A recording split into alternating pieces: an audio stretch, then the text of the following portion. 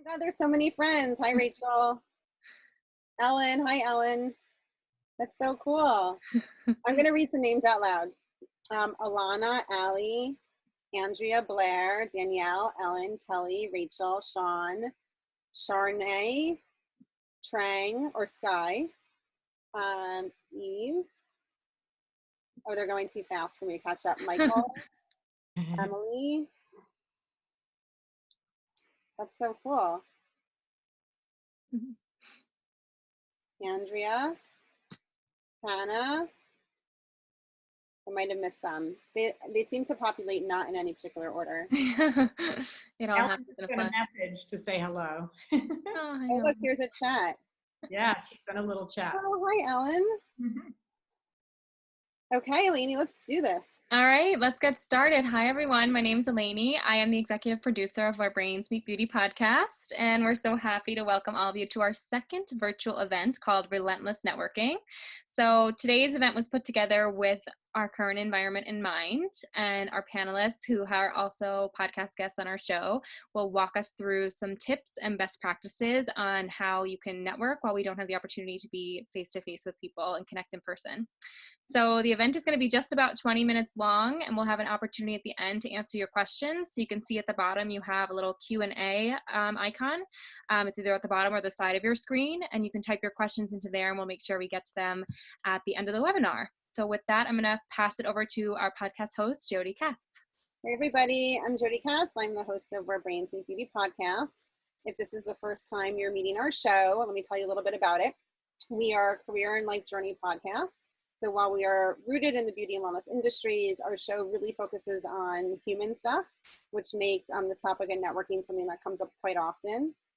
Personally, I didn't know what networking was. When I started working with Alan 3 years ago, I thought that meant just like looking at somebody like a piece of meat and like pouncing on them. But the other guests here, Caroline and Maggie and Alan, taught me what this really means, which is why it was so meaningful for me to have them on this event today with us. So let me introduce our guest, Alan Cohen. Want to wave? There you are. So he's my coach. If you've ever listened to my podcast or had a 5-minute conversation with me, you know that I love having Alan as my business coach. I've learned so much from him. He's a TEDx speaker, an author, and a masterful connector. My next guest is Maggie Ciafardini. Will you wave for us, Maggie? I will. So Maggie's a consultant. She's been the CEO and has been C-suite of many, many beauty brands that you love.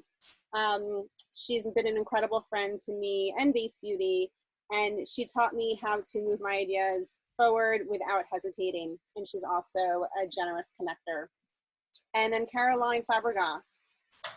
Did I just lose Caroline? I think so, but she will be back. Okay, well, let me tell you about Caroline while she's not here. She is the CEO of Scent Marketing. She really showed me what networking is all about. And I would say that probably all my panelists don't even like the word networking. They are connecting. She's an incredibly generous connector. Caroline, I was just introducing you when you dropped out. So we will get started with our show. So this topic of relentless networking, and I love this word relentless. That's sort of how I've been moving through this COVID time period. It's obviously been incredibly stressful for in so many ways. We have team members who've been affected and their families. Of course, our business has been affected. But I just feel really focused on the future. And that's why this topic is really important to me. So I'm going to ask each of my guests, how do they define networking, especially now? And what does it look like to them during COVID? How do we replace the fun and memorable nature and intimacy of face-to-face and event networking now when we can't do that? And how to leverage networking now for future growth. Like I told you, I plan to grow during this time period. I'm being super aggressive with our strategies and marketing. So what do we do now to ensure that we can have future growth when we're all back to normal? So I'll go guest to guest. Alan, we'll start with you. How do you define networking and how do you define it now? Oh, turn your mic on, Alan. Unmute. Thank you so much for hosting this conversation. And you know that this is my thing. This is my platform. I'd like to totally reframe and redefine what connecting is. I came up with a word, which is connect working. I think a better way to think about what we traditionally think of as networking, which is basically you go to the events, you shoot the business cards out of a gun, and whoever catches them is prey. It's really a process of giving and receiving, where we actually are adding value into other people's lives and businesses, and we're receiving from them as well. So I think networking is the word that I want to hashtag now. It's something much deeper than a transaction. It's actually about making meaningful deposits into relationships that can keep on giving over the course of a lifetime. Maggie, what does it mean to you? How do you define it? I guess I want to expand on what Alan says. I agree with him with relationships, but having had a career for many years in the cosmetic industry, what you really realize early on in this industry is there's so many wonderful people that have just stayed in my life for different reasons, and so many people have helped me. And as I've grown in the industry, I'm in a position where I can pay it forward. So to me, networking is, thinking about this call, what instinctively is to me just being close to many people at the same time. I've really thought about it over the past couple of days, and I really got it into 3 buckets. And the first bucket is to pay it forward, which is really a ripple effect. I mean, I speak to you and then you need something and I know somebody who can help you. And, it's just about paying it forward, and it just kind of keeps blossoming and expanding.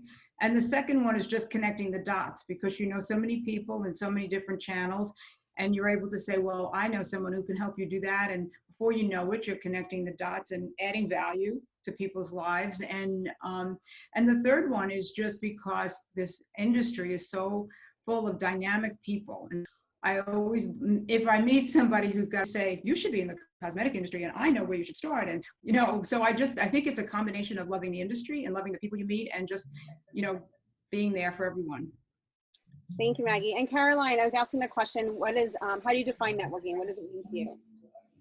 Yeah, sorry, we're having some internet issues here. I apologize. Hi, everybody. Networking is a lifelong endeavor.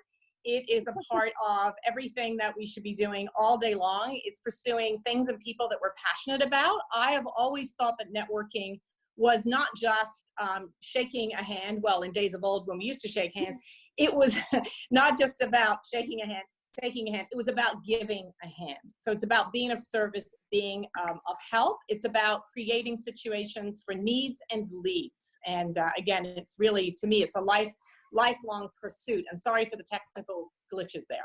Hi. Okay, this is so great because I just took notes while all 3 of you spoke. And, the gerund networking, then I heard it become connecting, then I heard it become helping, and then I heard it become giving. Right. So it's almost like networking means nothing, right? It's these other words that is really what it means. It's about helping each other. And that's, I think, what was so surprising to me when I first started connecting with all 3 of you, because it was kind of at the same time in my life when I met all 3 of you. I thought that it was about me. I thought networking was about me. What can you do for me? How can you help me? Right. And what I learned is it's all about helping, right? Extending, sharing.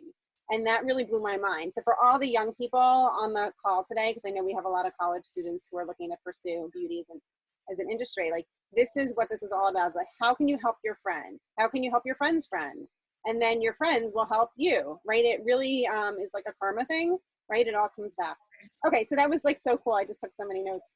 Okay, now let's talk about how do we replace the fun, memorable, and intimate moments of face-to-face human with our bodies in the same room connecting. How do we replace that now? Alan, what can we do to make these meaningful connections when we're not like in human contact with each other? Sure. So first of all, I think that a lot of us, even early into this pandemic, are experiencing what I'm calling is Zoomitis. It's the inflammation of our Zoom glands. So I think we're all going to have to pace ourselves because otherwise we're just the hypnosis from the screen. So I think for one, we can't forget about the telephone, the good old-fashioned telephone, and picking up the phone and talking to people. Texting, Facebook messaging are all great ways to just maintain connection. But I also believe that now is a really, really great time to deepen one-on-one connections with people who can be wonderful contacts for you, great referral sources, great people who you can help. And so I actually, if we have a moment, I can talk about a process, or we could do it later, which is a more structured way to have conversations so that in 15 minutes, you really understand what someone else values and how you can help them. So it won't take me 15 minutes to explain. It'll take me 30 seconds to explain. Okay, so you're saying that we can come back to you in a minute and you're going to tell us the process of how I can deepen a relationship over the phone. Like that. Okay, we'll come back to that. Okay, Maggie, how are you going to replace these memorable human interactions during this time period? Well, I think, as before Corona, we were in the process of leaning towards more texting and more interactive video and more, LinkedIn and all of that. And this has just kind of amplified it. What I do feel, though, is we've become more efficient and much more forced to be disciplined in our calls. And what do we want to accomplish on this call? Because we realize, it's not a social opportunity sometimes, and sometimes we really need to get business done. So I think it's forced us to be more disciplined with each other and, shorter meetings, but more impactful. And I think we can bring these skills with us when we re-enter the world of human contact. And Caroline, how are you going to replace intimacy during COVID? Yeah, so I've actually found in this period that I've had the opportunity to network and follow up and touch base with so many people, more than maybe I would usually have in a month, because I don't have all that commuting time and parking time, and that time then is being put to so much better use. And the conversations are, as Maggie said, they're intimate because you have a limited time. So you know that you want to get to the heart of the matter. And again, with the networking piece of it, for me, it seems to be very much about sort of the needs and the leads. How can I help you? Is there a way I can help to connect you?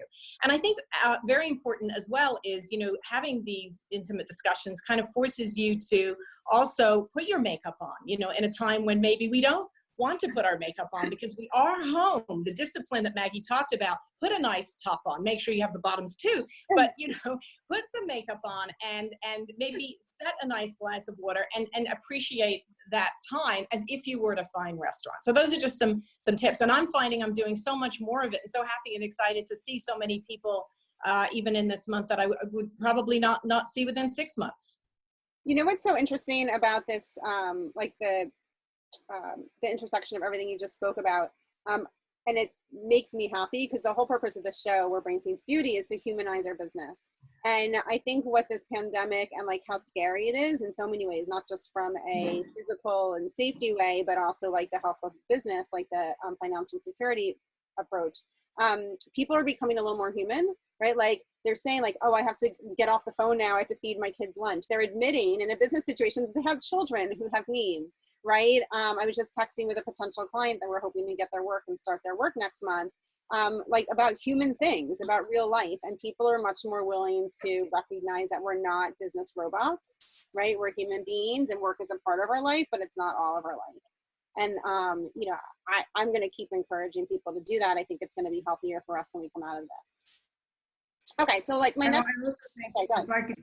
If I could just jump in, I also think it's funny that beauty has become the center and the core of this, because even the Walmart CEO said we're now into the coloring phase of the coronavirus, and there's a run on home hair color. So I think every person I've spoken to, the first thing they're going to do is run to their hair colorist. So I think no matter what position you're in, we all have the same, well, maybe not you, Alan, but many of us. Well, I did a order from the food store, to be delivered to our house, and I included 2 boxes of whatever medium brown I could find for root touch-up, and I did it, and it made me so happy, right? We can talk about hair color on our next episode of this event, which will be on April 20th, so we'll send out information about that. But I do think that, just as you said, Caroline, putting up, brushing my hair, putting on my skincare, putting on a little bit of makeup, it makes me feel better. It makes me stand taller. And then covering my roots made me feel really good too. Okay, so with our last few minutes remaining, what are some practical ways to approach this, right? What if somebody is in the real infancy of networking? What if they really don't have a deep network like the 3 of you do?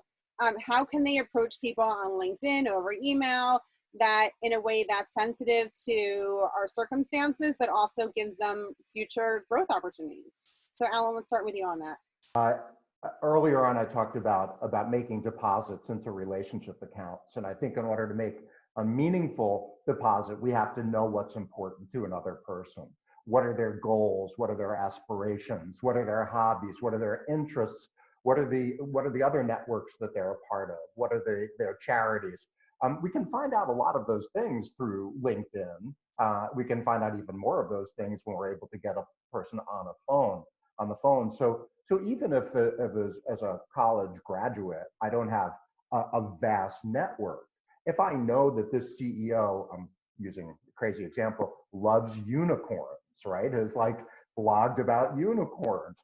You come across some great article about unicorns, send it along, right? So you're making a deposit because you know what's important to that other person. You know, you don't send chocolate to a diabetic. You know, it's just make it an appropriate deposit, and you'll be remembered over the course of time, and you do it repeatedly. It's a process of giving.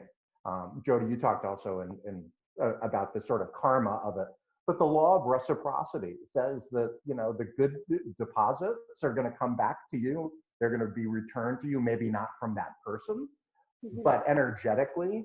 When you brand yourself as a connector and a giver, it has to come back to you in some way, shape, or form. Right, Maggie, what advice would you give to people who are, are in the middle of their career, who have a lot of connections? Like, should they be intimidated to continue networking during this time, or should they go for it? And if so, how? I think the world is going to just keep moving. I don't think they should stop anything. And early on in my career, I was given a great piece of advice. He said, looking for a job is a job. And on the left-hand side of the paper, you should write down all the companies that you want to work for. Like, if you woke up tomorrow morning and you were suddenly at what company, what would it be? So you write down your top 20 companies that you want to work for. And then on the right-hand side, you write all your people, the A people, which are the people that are easy to reach out to, say like you and me would be an A. A B would be someone that, I'm not so comfortable reaching out to that person, but I could. And then the C are people you want to meet and you don't know them at all. And then you try to connect the A people with the B people with the companies. And I know someone who's an A who can introduce me to someone with this company, which is a C, and and you just start the process that way. And I think that you have plenty of time now during the coronavirus to sit down and really think about what you really want to do and how you want to get there. And it's a strategy. And Caroline, for somebody who works at a brand, like they're not a founder, they're not an agency or a consultant, they have a job and feel as, I guess, stable and secure as they possibly could right now. Should they continue networking and connecting during this time? Absolutely. As I was saying before, I think networking is an ongoing process. It's a lifelong learning. And a wonderful way that I found throughout my career to network is to really volunteer for organizations like Fashion Group International, be involved with CEW. And all of these organizations have online programs right now. It's a wonderful way to focus on something that you're passionate about with like-minded people, and therefore you have a subject in common. It makes it much easier to make that connection, and agreed with everything that Maggie said. In fact, Maggie, maybe you gave me that same advice early in my career about thinking about all the top companies that you might want to work for and listing them down and finding, unique ways to connect with them and to network with them. And again, it's an ongoing process. It isn't a one-time affair. It is something that is built over time. And I think networking is overarching one of the most important things we can do in our careers and certainly in our lives. So I get a lot of messages on LinkedIn from people I don't know. And the ones that don't resonate with me are, let's say I'm a photographer and I'm sending Jody, hey, I'm a beauty photographer, come look at my portfolio. That to me is like, what? Like, I don't know you. I don't know anything about you. I don't have the time to, necessarily look at your portfolio. But the ones that resonate are like, hi, Jody, I listened to this podcast episode of yours. I thought it was really interesting. Thanks for sharing. And they leave it at that. And I say, thank you. Thanks for connecting. And then later they might reach out and say, oh, I listened to this one again, and I actually have a question. Like, are you hiring, or do you know somebody, right? So they're making a deposit, I guess, is what Alan would say, in recognizing like something in common, which is the podcast. And they're trying to service something beyond themselves in that conversation. And I think that speaks to the helping, the leading, the needing, the giving that you all spoke about. So with our last few minutes remaining, Alina, you want to take our guests through some of the questions? Sure, yes. This question is for Alan from Emily. With the current environment and many companies not looking to hire at the moment, networking is still necessary for college students. Do you think informational interviews are still welcomed and effective? Absolutely. Absolutely. I think this is actually a perfect time to do exploratory informational interviews. I think people do have the time. I think it's really, and I think that's an important part of your search strategy, whether pandemic or no pandemic. So I think it's a really useful time to gather more information about the industry, to look at where they're going to be, where the opportunities may present themselves down the pike, and also just to come from a place of pure curiosity, is to ask how your industry has been affected, and what are some of the things you are seeing right now, and to project into the future. So absolutely, 100%. Okay, thank you. This question is from Michael for Caroline. He recognizes that right now we're all sharing the common denominator of COVID-19. Do you think this bond between people will remain? And do you think that networking will forever change or go back to the way that it was? That's such a great question. Thank you, Michael. I think that the fundamentals of networking will always remain. You know, networking with people that you like, people that you have a like-mindedness with, a passion with, people that have similar interests. And whether it's done virtually like this, or whether it's done through LinkedIn or text or phone, I think the measurements of it are the same. It's about that connection. It's about truly caring. As I was saying, it's not just about taking a hand, it's about giving a hand, and what can you do for the other person. I think we all long for the day that we can go to a cafe and have a coffee and sit face to face. But in the absence of that, grab a coffee mug, plan a Zoom call, put your makeup on. Well, Michael, maybe not. You can hold off on yours, and do it anyway, because it is so important to your career now and in the future. Thank you. And this question is from Maggie from Carrie, and this goes just to the basics of networking. What are your best tips for getting over just that fear of putting yourself out there? It's a good question. It's a great question. You know, one of the things I know all three of us share, because I know it's just intrinsic to networking. It's a lot of fun, and it can make it a game. And how do you get over your fear? Let's say, you know, you put in the front of, you know, pick a person, the president of Chanel, and you want to network with this person, and you've been given the opportunity. Rather than go there with the opportunity, like, what can you do for me? Maybe make a comment about their company, about what you find, or what, you know, I use this and this is why, and my girlfriend does this, and share some insight that you have as a consumer.